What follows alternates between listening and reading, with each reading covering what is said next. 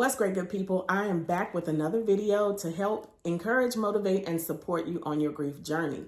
Today is no different, and I have a special guest with me in the person of Marcus Long. I'm so excited that he decided to join us. I'm always intrigued when I have a man that will speak on his grief, and so we're going to do that today. We're going to go ahead and jump right in. I'm going to ask him a few questions just to lay the foundation of where we're going to go with the video today. And then I have something special toward the end for you guys that I want you to pay attention to. And maybe you can do this at home or with your friends and family that I think will be kind of fun. I know it sounds crazy with grief, but stay tuned till the end. All right, so Marcus, I'm going to go ahead and ask you a question that I like to ask that will lay the foundation of where your grief journey began. What do you remember about the first encounter you've ever had with grief, or when you, I guess, started to learn what grief actually is? Well, Lisa, thank you for having me to share my grief journey. From what I recall, my first instance of grief, I was 7 years old. I had an aunt who passed away. It was my mother's sister, older sister. She had lupus, and she passed. She was in her early 40s. And I remember kind of the pain to see my family go through with that. And that was kind of like my first instance of someone, passing that was close to me and dealing with grief. Was my Aunt Ruby. So okay. Yeah. Do you know if you understood at that time like what grief was? Do you know, like, I guess I can assume that people were around you that were sad. Did you understand like what the feelings and the emotions were at that time at the age of 7, I guess? Yes, to an extent, because she passed. It was kind of gradual. It was, you saw that she was ill and got worse. And all of a sudden, I remember my mother telling me, Aunt Ruby passed. And then, I remember, the wake and the funeral. And I remember like weeks later, months later, my mother crying for no reason. And I'm thinking, she's crying for, I'm 7. So I'm thinking, something I did maybe. And it was no. She's like, my mother would say, I'm okay. And looking back, she wasn't okay. She was dealing with grief. Same with my grandmother. Go down for different holidays, and sometimes I notice my grandmother just kind of looking out the window and reflecting. And she did that normally, but then you'll see maybe a tear come down from her cheek or her eye and whatnot. So that's when the instance I was thinking like, oh, that's what grief is. It's reflecting on the loved ones that you have and whatnot. So that's what I kind of learned about, grief and grief journey from there. Okay. So at 7, you started to understand what grief looked like, the different emotions that you saw on different people. You realized that it wasn't anything that you did, which is really important, because I feel like when kids are going through grief and they don't understand, sometimes they can look at the emotions of other adults and they're trying to figure out, did I do something? Right. So that's an important nugget to pay attention to as a parent. Like if you have a child that is experiencing grief and loss, which I did, I'm learning now what I should have done then with my children, which some of you may know, I've lost my mom in 2018. And my son was 10 at the time, and he really has struggled with that. But you learn lessons as you go along that kids don't really understand, and we have to explain to them what grief is. It's a good way for them to start to learn early how to express themselves and to feel comfortable doing that. And the next question was, after that experience, what was the next grief or loss that you experienced? And then how did that affect you going forward? Next grief journey I had a neighbor. We were the same. He was a year older than me. He had an accident where he was unfortunately shot with a BB gun. We were playing, shot a BB gun in the temple, and I was 11. Wow. I was 11. He was 12, whatnot. And I remember that happened. It kind of scared me as a kid, because as a kid, you don't think about death or grief in that moment. But to see someone that was my age pass an accident like that was scary. And I remember still, even when after he passed, because they lived literally like across the street from us, the impact they had on his parents, and that. So that was kind of like the next big death. Okay, so I'm going to ask you this. As a child, since you experienced grief at such a young age, do you think that you felt safe, like as a male, to be able to express grief? And then if so, going into your next moment of grief, how did you feel grieving that next person, the stigma that comes along with it, and that kind of thing? As a male, little background. I grew up in the South, grew up in West Tennessee. Had both my parents in my life. So my father was never boys don't cry, boys don't show emotion type. He and actually other male figures in my life. They say, hey, if you feel type of way, express your emotions and whatnot. That's good. So with that, learning about grief as a man, and learning about emotions, it was, it's okay to cry when, someone passes and feel the type of way. So that was never an issue. As a kid, experiencing grief and letting that out, my parents were definitely in my community, were definitely supportive and open to expressing how you feel, that, hey, grief is normal and it's something that we all are going to go through in aspects of life.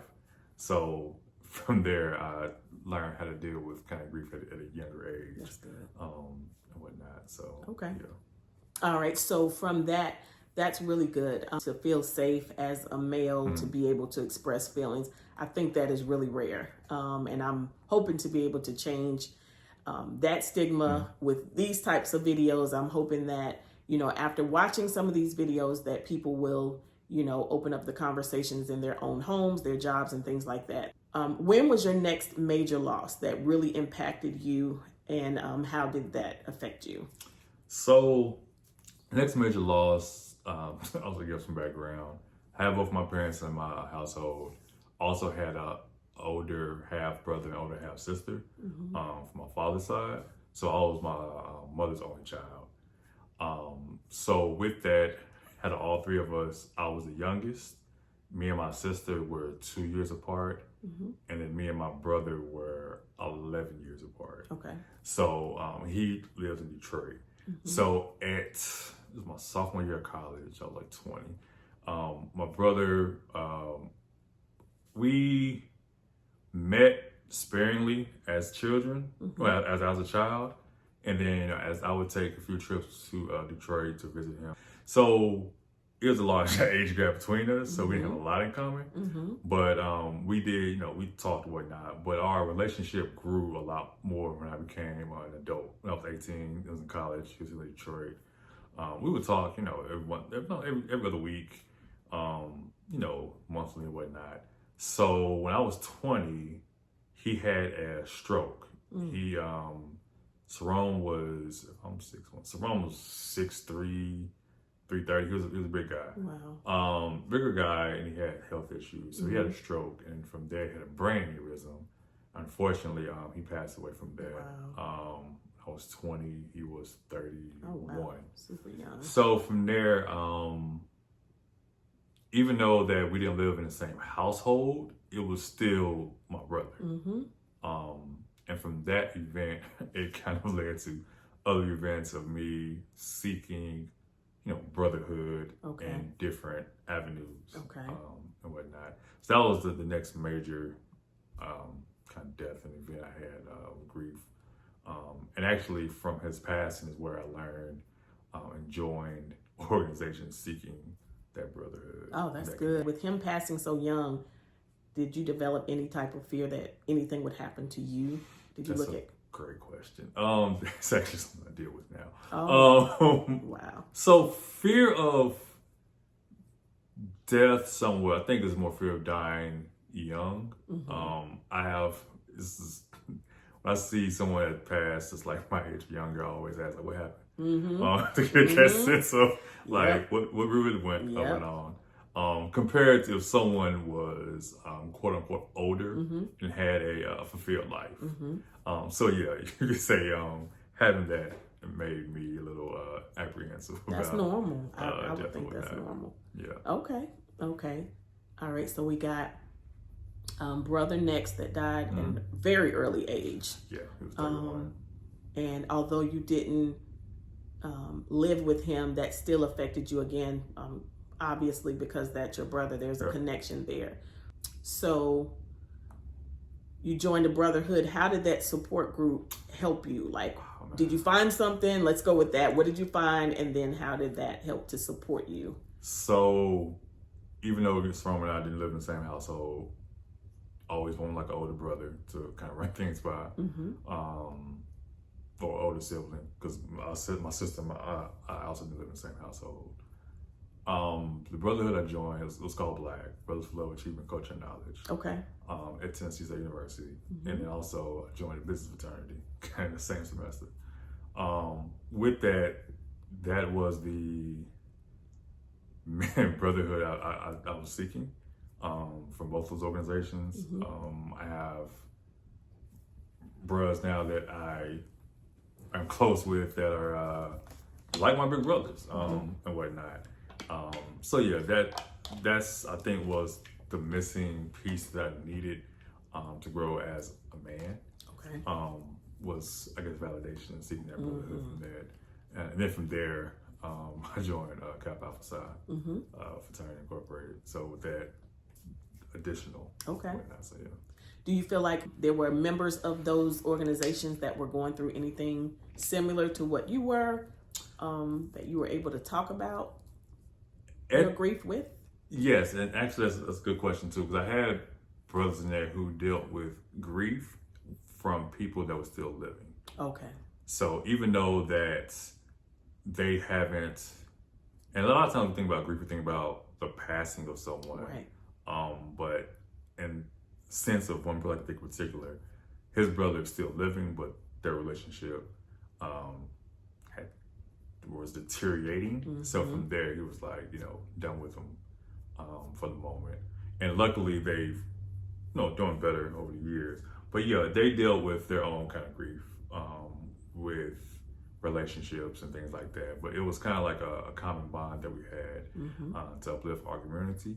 And from there, you build relationships and friendships and brothers from there. That's huge. I like the fact that there were different areas of grief, but and everyone, has their own thing. They grieve relationships, job losses, not just people that, like he said, that has passed away.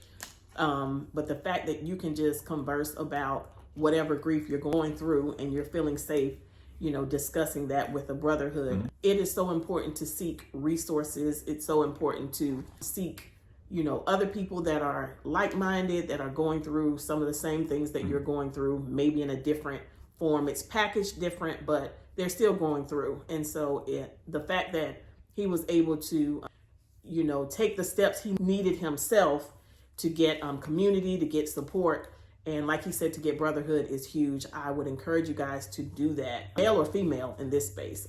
Just do what you can do to get the support that you need.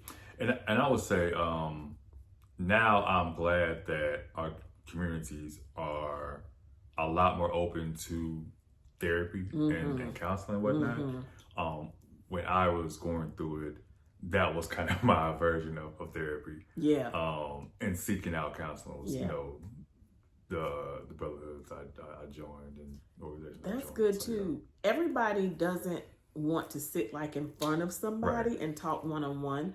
And I could probably say that there are some therapists out there that have never gone through a major loss. But if you're talking to this person one-on-one and you're hoping that they can understand you, they're sitting in front of you. I'm not knocking that. Please seek a therapist if you need one. But if a one-on-one therapy is not for you, you can take steps like Marcus did to find a brotherhood or a sisterhood or whatever connection or connect group that you can find to get the support that you need. And if that's not therapy, then don't do therapy. This is all about helping you throughout your grief journey and whatever your grief looks like. So the next question I would have for him is, Marcus has experienced a tremendous amount of loss. We've spoken about this a few minutes before recording the video. I want him to kind of go through his other losses and how those losses compared to the previous losses and how he was able to mentally sustain himself throughout all of this trauma and grief that he's had to go through. Ooh, okay. So from there, my brother Saron passed in 2005.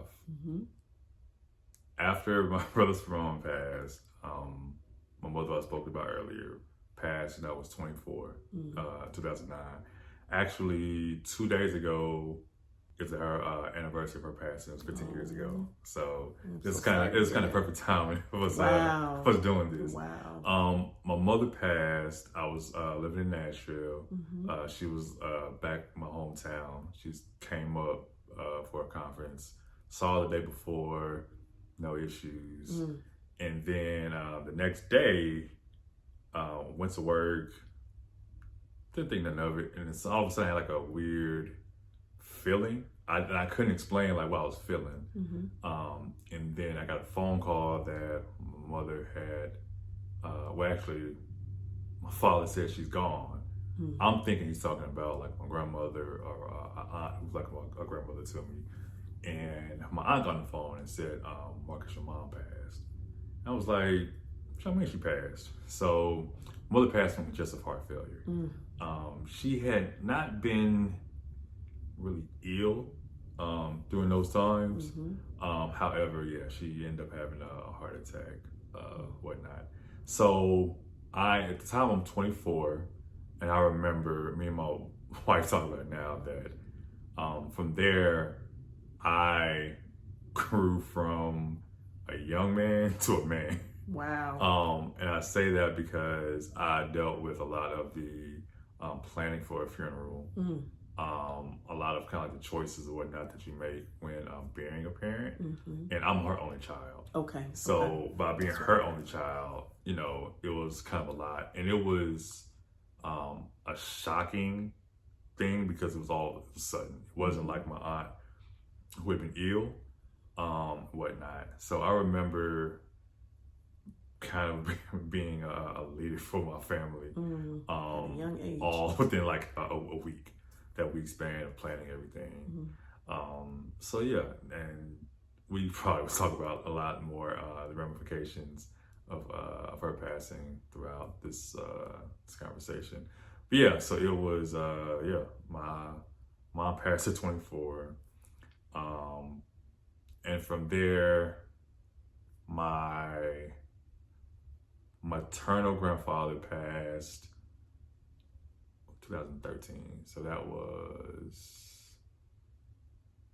We got 2 sets of 4-year gaps, it seems. Yeah, I'm sorry. No, you're good. I'm just thinking like how close that is. So my mother passed in 2009. My maternal, her father passed in 2013. Okay. You know, he was older gentleman, but you know, that was my guy. It was the only grandfather I've known. There, my paternal grandmother passed in 2015 in June.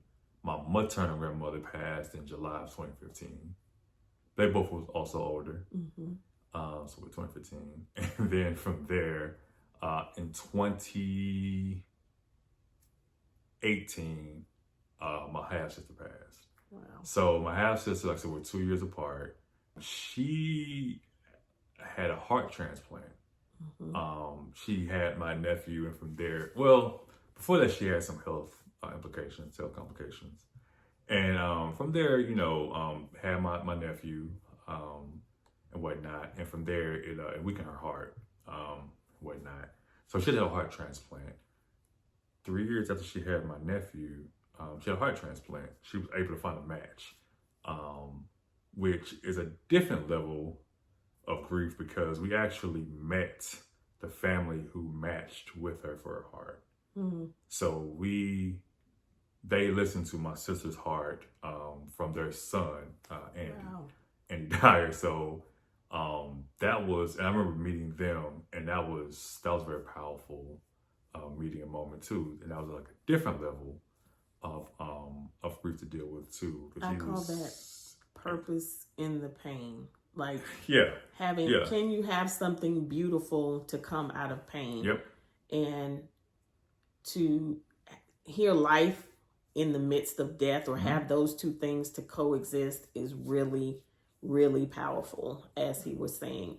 And sometimes when you're having pain and you don't understand why, or there's no purpose for something like that to come from it, to me is, I ask myself all the time, can pain and peace even coexist? And they can. That's a perfect example of purpose and pain and peace and pain coexisting together. I love that. I remember Andy's mother. I remember her listening to, my sister's name was Kristen, Chris's heart, which was Andy's heart. I remember her breakdown crying, and it was a beautiful yet it was a serendipitous moment. It's difficult. That might be the right word, but there's a movie. 7 Pounds. Yes, 7 Pounds. Will Smith. Yep. When I mention that movie, sometimes people don't know, and the fact Pounds. that you were able to say it, that movie to me has been like one of his best for that very reason. I think at the end, someone that was blind had gotten his eyes, and so for her to be able to look into the eyes of someone who passed away that she loved and be able to see that he was able to see. It was just a beautiful moment for me. So I've always loved that movie for that reason. So my sister lived for another 10 years after she had the transplant. Wow. And from there, from the heart transplant, the heart, it was failing, and then it would go well. But then I guess from all the medications, when she took medication for her heart, it affected her kidneys. And then she got the medication for her kidneys, it affected her heart. So then, yeah, she pretty much passed from heart failure. That was 2018, 2020 or 21. Her husband, my sister's husband, Cliff, he passed away from congestive heart failure. The same disease? The same disease, yeah, same disease. So her husband? Her husband, yeah, Passed my brother-in-law. Wow. They were married for about 8-9 years. Now I'm sorry about the dates, but yeah, they were married for a while too. But they've been together since high school. So they were high school sweethearts. So and back together again. So back together again. So Cliff, I say that Cliff, I say Cliff died from broken heart. I didn't want to say that because I'm like, I didn't want to interject. But when you said that, that's why I repeated it. Because I'm like, that sounds like a broken heart to me. He died from a broken heart. But yeah, so to recap, 10-year span, my mother, all three of my grandparents, my sister, and my brother-in-law. So that is a lot. That is a lot. So with that, that journey has actually been both painful, but as you said earlier, purposeful, because I noticed that a lot of times, to speak on when you lose a parent, especially when you're young, you join the worst kind of fraternity or like kinship you have with people is losing a parent early. It is something about when you meet someone who like lost a parent early, you have a lot of commonalities. Yep. A lot of what's it called, trauma bond. Yeah. And it's kind of like it's nothing bad or wrong with it. It's just that kind of know what that person is going through. Yep. And then same, losing a sibling. Well, losing both my siblings. Losing a sibling, losing anyone's hard. Losing siblings is a little different because you all may be close of age. And it's like you don't expect to lose a sibling young. You don't expect to, you expect to share a lot of your life together with your sibling. I will say me and my sister were a lot closer to me and my brother. We was in the same city, and then we talk a lot of times, visit each other for holidays and things like that. So I said purposeful because I loved a lot of times when my friends were going through their grief journey or losing someone, they would call me and say, "Yo, how'd you go through this? How'd you react to this?"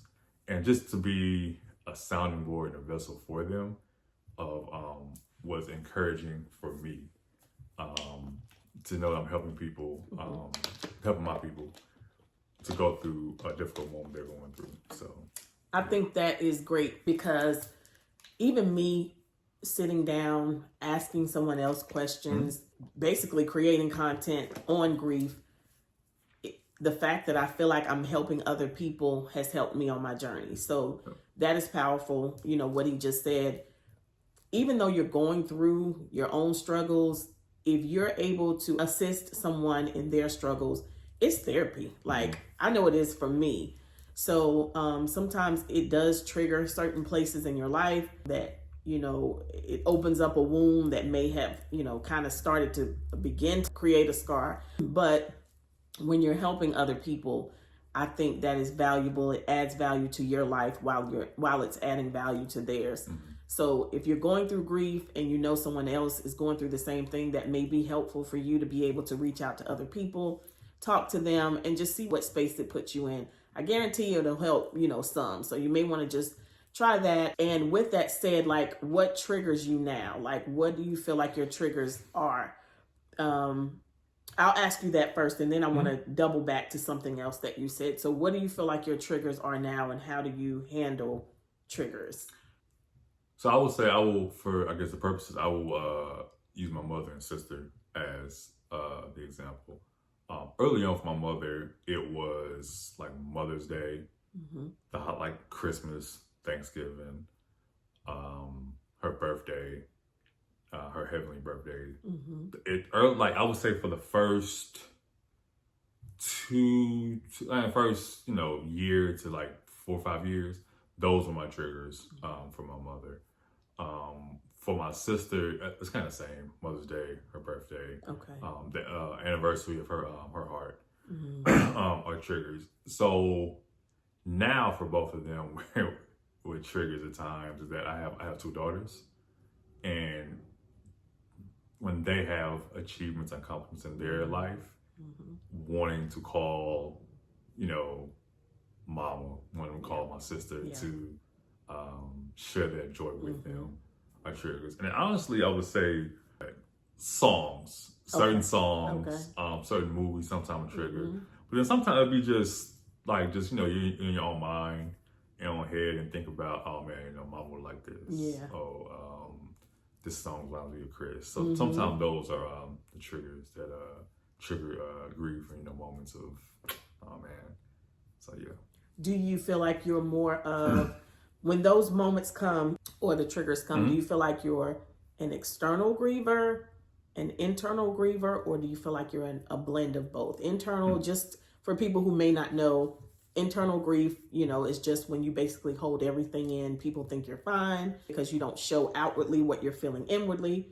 External grief is when maybe you cry a lot, or if you're not crying, you may be wearing it on your face, or you may just, you're feeling like you want to be in bed all the time. Like you're just showing on the outside what you're feeling on the inside. And then blended is kind of when you do both. You're kind of introverted and extroverted with your grief. I'm a blender. But I'm probably more 75% introspective and then 25% external. Okay. Best Man Holiday. Okay. Was Morris Chestnut's wife's name? Mia. When Mia died, I cried for a day. I think everybody, that just stuck with me. That stuck with me. I cried for a day. Yeah. And also the song that they accompany with it. Like if I hear it now, I'm like, oh man. Yeah. So him standing over the graveside and it was boy, that was a moment. I'm a blend of both. Okay. A lot of times I'm introspective just to think about, oh man, they would love to share this moment with me. And then, I'll be honest, I cry and whatnot. That's good. A lot less than the early stages. Right. Because I think that's kind of like the circle of grief. Yeah. But yeah, at times you will cry. Or but a lot of times it will say for me, it's almost like, oh man, I wish mama could see this. I wish Chris could see this. Or my daughters do something that remind me of my mother and my sister. And it's like, oh man, act just like your grandma. Yeah. So those the time. Okay. Yeah, I think most people start to fall into the blended side of grieving. Like I know initially I started off internally, and I think that's why everybody told me, oh, I thought you were doing good. I had someone told me the other day, I was so proud of you because I felt like you were really getting through your mom's death, and she was praising the fact that she thought I was doing good, which is not good because I was holding it in and it was crazy. I'm like, that compartmentalization has really affected me over time. So if you see someone that you think is doing good, especially in the early stages of grief, they're not doing good. And then now I just feel like I can express outwardly more. Even if I'm not crying, I'm just speaking about my mom. And I said this to someone the other day. I feel like me expressing the loss of my mother and talking about her more, it just puts her out there for people to see. And it lets people know I'm proud of her. I'm proud of who she was. And if I'm hiding her inwardly, that means I'm not proud of the person that she was. And I never want anyone to forget about her or for her memory to be diminished. And so my goal is to get her out there, get her face out there, talk about her, let people know who she is. And I have to do that externally. So I think I'm blended as well. But yeah. And I would say another thing that triggered, I think it's triggered more so, not like grief, but just kind of like appreciation, is that if you see people who, I guess, speak ill of like their parent or mother or a sibling, it's kind of like, I don't think you understand. A lot of people don't have the position that you have to have your mother still here or your sister or brother still here. So it's kind of like, appreciate it. Now, granted, every parent or mother can get your nerves. I get it. For sure. But I guess when you kind of go overboard with speaking ill or like, I can't stand her, it's like, hey, trust me, it can be a whole lot worse. So, I say the same thing. So if you can mend a relationship, work on mending it. I mean, once it's final, it's final. You can't take that back. And like you said, my mom, Lord, she did stuff to get on my nerves all the time, but I would give anything for her to be here today getting on my nerves because it was simple stuff. Like, I'm a hairstylist. She always wanted her hair colored. I'm like, Mom, you can't get your hair colored every day. So we constantly fought about that. No, not today. But I mean, if she was here today, I would be glad to be arguing with her over some hair color. Right. As a matter of fact, I'll throw this out here to honor her in her latter days. She was still, when she had gotten to a space where she couldn't really remember a lot of stuff. I don't know what it was that was causing her memory to come and go, because she didn't have Alzheimer's or anything like that. Very sharp woman. But when she went through the point where she was like not remembering stuff, she just kept asking me, can you color my hair? And I'm like, well, she remembers that. So I literally took a bowl of conditioner and I pretended like it was color and I put it in her hair to make her think that she was getting color because I wanted to honor her, her request, even in her sickness. So she thought she was getting hair color, but she was just getting conditioner. So things like that, you can do to honor your loved ones when they're sick, and then, kind of helps with some of the regrets once they're gone. You don't have to regret so much. But that was just a little bunny trail I wanted to throw out there. I'm going to ask Marcus to tell me anything else that he wants to tell me about his grief journey, anything that he can share that will be helpful to you guys. And then from there, like I said, I had a special thing that I wanted to do with you guys toward the end. And then we will close out the video. So you can take it away. Tell us whatever you want to tell us about your grief journey, anything I didn't ask that you want to put out there for people, anything you want to talk to men about. I do want to ask Marcus, how has grief affected you when it comes to your family? He mentioned that he is married with children. I want to know how this has affected his relationship with his family or the people around him. So my wife at the time when my mother passed, we were just dating. Well, we've been together for a while, but we were dating. So she was there by my side. My mother passed. And her parents still living, and for the majority of the time, her grandparents still living. They've passed now. So I have to credit my wife a lot because I know a lot of Mother's Days and whatnot, I learned to honor my mother, but also honor my wife also. Because that's not, for me, it's not fair to her. Granted, like I said, that Mother's Day, it's difficult. For some people can be. It's better for me now. But I don't want to neglect her because she also is a mother, whatnot. So I would say for men, or whoever, if you have a spouse or partner, whatnot, who has someone who's, they've lost, try to find a good balance of both. That's good. That's true. That's really because it can be difficult. And I would say maybe for the first, well, we didn't have Lyric then, but for the first couple Mother's Days, after my wife was after we had our oldest daughter, it was tough for me. But she also recognized. She said, I understand it's Mother's Day. We don't have to do anything. That's so good. But I came to the realization that's not fair to her. Mm-hmm. So definitely try to find balance with your spouse or partner with that. Mm-hmm. And also I would credit my wife because a lot of times in the beginning, she honestly said, "Look, I have both my parents, Mm-hmm. I have all my siblings. I don't know what you're going through." Mm-hmm. And she's also a counselor too, so Okay. her background in psychology. That's good. So, so she recognizes that this is a journey that she'll be with me on. Yeah. However, she has not dealt with it herself. Mm-hmm. So, if the day comes that she loses a parent or God or a sibling, going through all this, I feel like maybe God's way of helping her and helping other people to deal with this.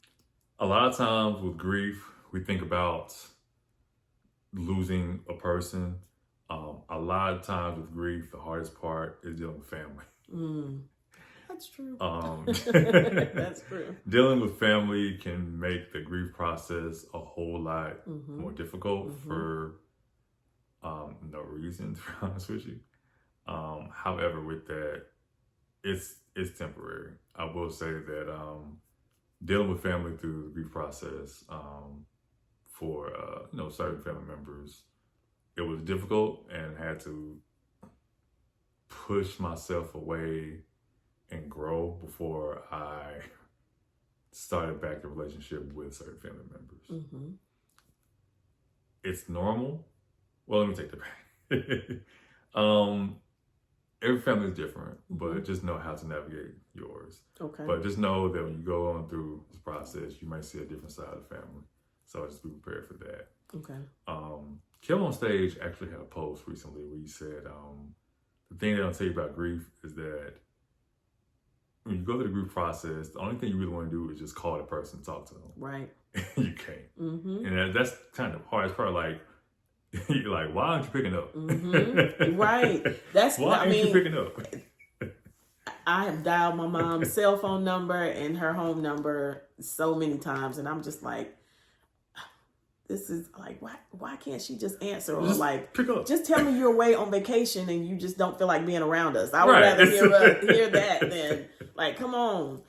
So that is so true. That is so true. Just pick up. Mm-hmm. So yeah, just a lot of times the grief process for the person to pick up. Just pick up. And I'll admit that in my phone, I still have my mother's number. Same. And my sister's number and all that. And just I can't delete it. Well, it'll take a lot for me to delete it, but I think I'm not there yet emotionally. Now you said something, and I'm jumping around, but I wanted to come back to this. I know you said your grandparents were older. Mm-hmm. Do you mind sharing how old they were? Yes. So my grandfather was 84. Okay. My paternal grandmother was 93. Okay. And my maternal grandmother was 82. Okay. So, yes, so that's considered older for most people. Now, I will say at the time of this video, my dad is 89. My mom was 76 when she passed. And I honestly think no matter how old a person is that we love, we never have enough time with them. That's true. So even though we're like in this expectation they could go any day, or, you know, they're older, so we expected them to go, I still say if my mom was 86, I would be like, why couldn't she have lived 10 more years? Yep. So there's never that, I guess, that closure, or there's never a time where you're like, that's enough. That's enough time. Like, you know, so I feel like in that space, your grief is your grief, no matter how old, how young, because, you know, if you lose a baby, you're like, well, the baby was only here a day. Why couldn't the baby have lived 10 more years? Yeah. So I think there's never enough time with the people that we love. Yeah. So we'll always grieve them no matter how old. I want to go ahead and let Marcus end this however he wants to end it, whatever he wants to tell us, anything that I left off. I'm going to let him go ahead and jump in and tell us that now, and then I'll go ahead and jump into what I have to show you guys. So the way I also deal with grief now, and I noticed how it affects like my family. Mm-hmm. I mentioned my wife. So in that span, my oldest daughter, from the time that she was born until she was 6. She was, let's say she was 7. Mm-hmm. She had been to 9 funerals. Wow. So it got to a point, and I noticed that whenever I mentioned just anyone to my daughter, her first reaction was, did they die? Mm. And I realized that I wasn't trying to share this trauma or pain with my oldest daughter. Mm-hmm. However, she just sensed it. Like Mm-hmm. I remember when my sister passed. I think when my sister passed, she vehemently was like, "I don't want to go to funeral," and it was like, I get it, but also this is your aunt, and like again, she was 5 at the time, so she understood that she was gone, but I think that honestly, she was just tired Yeah. of going to funerals. Yep. Now granted, she never like was able to meet my mother, but my grandparents, my wife's grandparents, like I said, so she had been to a lot. So that, and I noticed that It's emotionally draining. right, and I had to step out of being a parent and Mm-hmm. empathize with my daughter Mm-hmm. because she does not she may understand death. I might be wrong, but I could tell it was draining for her. Mm-hmm.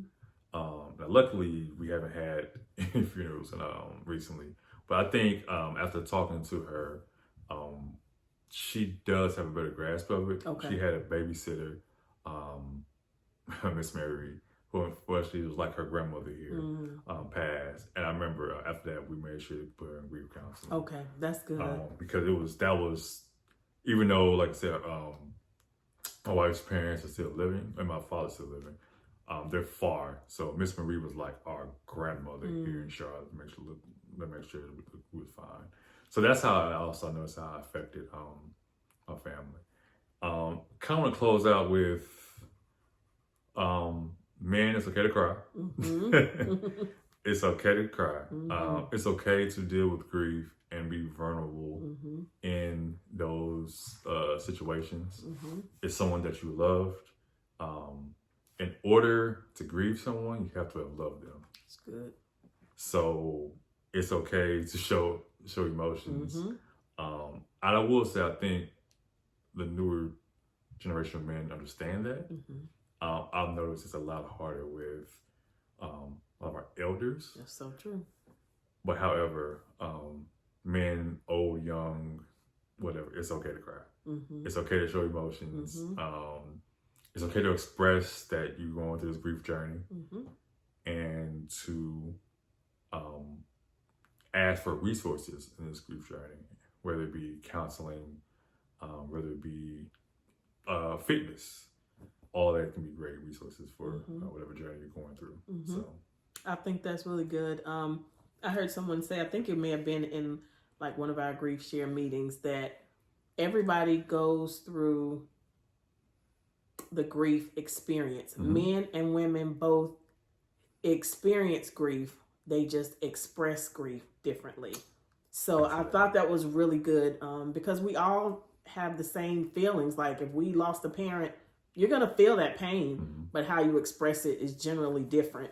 And that doesn't always have to be the case. I feel like we all have tear ducts for a reason, so we got to use them for something, right. Not just if something flew in your eyes. It's not just for that. So the minute we can get out of the stigma or the box of you're weak, or if you feel a certain way about crying because that's the environment or the culture that you grew up in, we just have to realize that some things that you were taught aren't necessarily the way you should have been taught. You just kind of got to figure that out when it comes to grief. Like, what things can I let go that I was incorrectly taught? And why do I feel ashamed? And why am I suffering going through this alone when there are people out there that can support me? And you got to feel okay with that. So I really appreciate Marcus sharing that with us and sharing how he felt. I mean, that's a lot of grief in a small span of time. I don't know if I would be able to deal with it. God gives us what we can deal with. Right. And I know I'm saying that, but for him to be able to still be here, he didn't take his life, thank God. He's here to share with you guys what his experience was. So now I'm going to get down to the to the last part of the video. And what I have here that I want you guys to see, they are called Life-A-Log cards. I'll put it a little bit closer so that you can see. You can definitely order these. They are conversation cards, and you can use these for groups, meetings, conferences. You can use them with friends, family. If you're trying to support someone, this is a great conversation starter. So I'm going to let him pick out I'll just let him pick out maybe 3 cards and answer the questions on here. But this can also help you if you want to get the deck of cards for yourself. You can just pick out a card maybe once a week and ask yourself some of the questions on here and see where you are in your grief journey. If you feel like you're not doing well, that's when you really want to grab some support. Talk to someone that can help you. Reach out to resources. I love GriefShare. If you guys want to join in on GriefShare, look that up, griefshare.org. But there are different places that you can connect with, groups that can definitely help you get unstuck in your grief journey. But again, they're called Life-A-Log cards, and you can also do this to memorize your family members, maybe on a holiday or something. Instead of feeling like down and out, just say, we're going to pull out these cards. Let's just shuffle them around and let's see where we all are in our grief journey. That may help a male or someone who has been stuck in their grief to kind of come out of the shell, if they want to play. Don't force anything, but let's just kind of see how it goes. So I'm going to let him pick out a card. Yeah, don't say it's Uno then. Nah, just pull the cards out. You might get jacked up. All right, and you can pick, yep.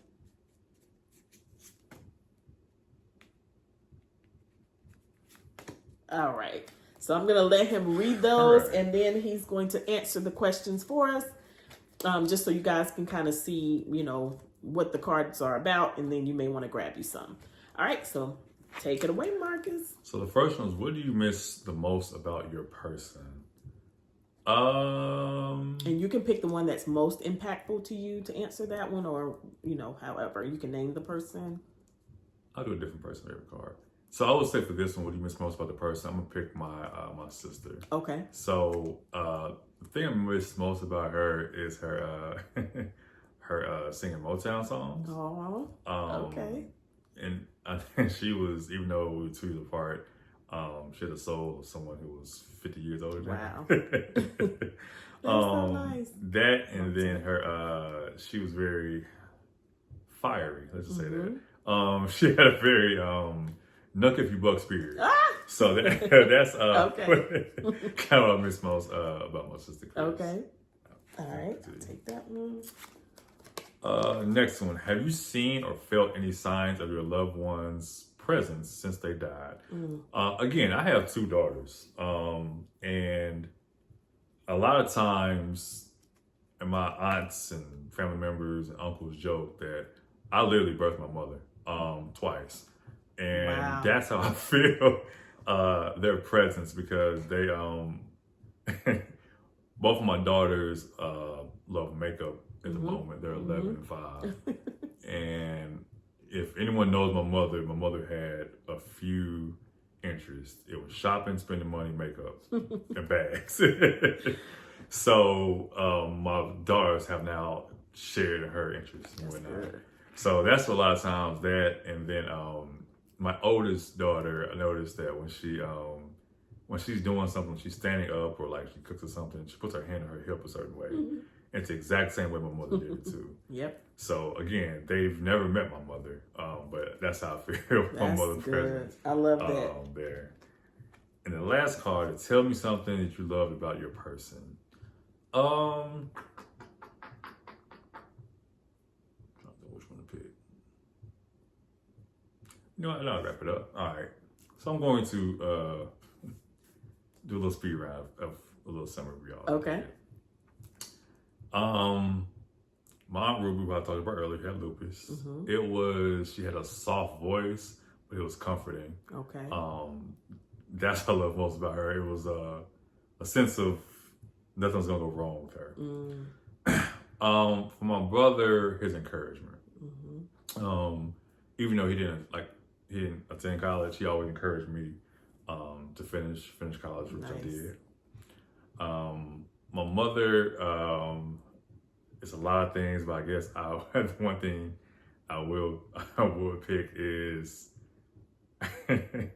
it makes sense now. Her sternness Mm-hmm. is because I know now because she was raising a black man, Mm-hmm. so I understood why she was stern now at times. But also, her she would do anything for her friends. Okay. And that was a trait that I have now. That's good. My grandfather, he liked blues and beer. Oh. So there's there's certain songs that remind me of him and whatnot. Mm-hmm. My paternal grandmother, it was her laugh a little bit her. Mm-hmm. And I noticed that I at times around family I kind of laugh like her at times or whatnot. My maternal grandmother, sorry, there's a lot of people, y'all. No, that's okay. This is good. My maternal grandmother, Mm-hmm. what I loved most about her was, which makes sense because she was my aunt's mother. Oh man, she was. She would always, when you called her, is that she always says, "I'm fine, fine, fine." Mm-hmm. So now me and my my cousins, so we kind of joke. She'll say she's fine. I'm fine, fine, fine. Then she always said she loved all her children, and that was that was her children she birthed, grandchildren, great grand, all that. What I love most about my sister, again, her Nucky Buck attitude. Mm-hmm. My wife will attest that she's ride or die with her. That and also her the care she had for her family, my nephew. Okay. And then my brother-in-law, I love most about him was that he definitely oh man, Cliff was always, man, go with the flow. Mm-hmm. You know, he was always good to my sister and also his son Caden, also to his fam. He was also did a lot of family oriented. I love about him. So that was a lot, y'all. I'm sorry. That was good. I want people sorry, that was to a lot. see. No. Okay, so do you see how that one card basically opened up room for him to be able to expound on all of the other people that he lost? That's the great thing about these cards. Like, you don't just have to answer the one thing. He was able to tell us one thing about each person that passed away. It brought smiles on my face. It brought smiles on his face. So this doesn't have to be a sad thing. Like, if tears flow, it's fine. But I mean, it brings up memories that, you know, can help other people recognize in your family or your surroundings or whoever you're, you know, whoever you decide to, I say play the game with, but it helps them to just, one, remember the good things about family members. And I love this so much. That was great. No, I appreciate that so much.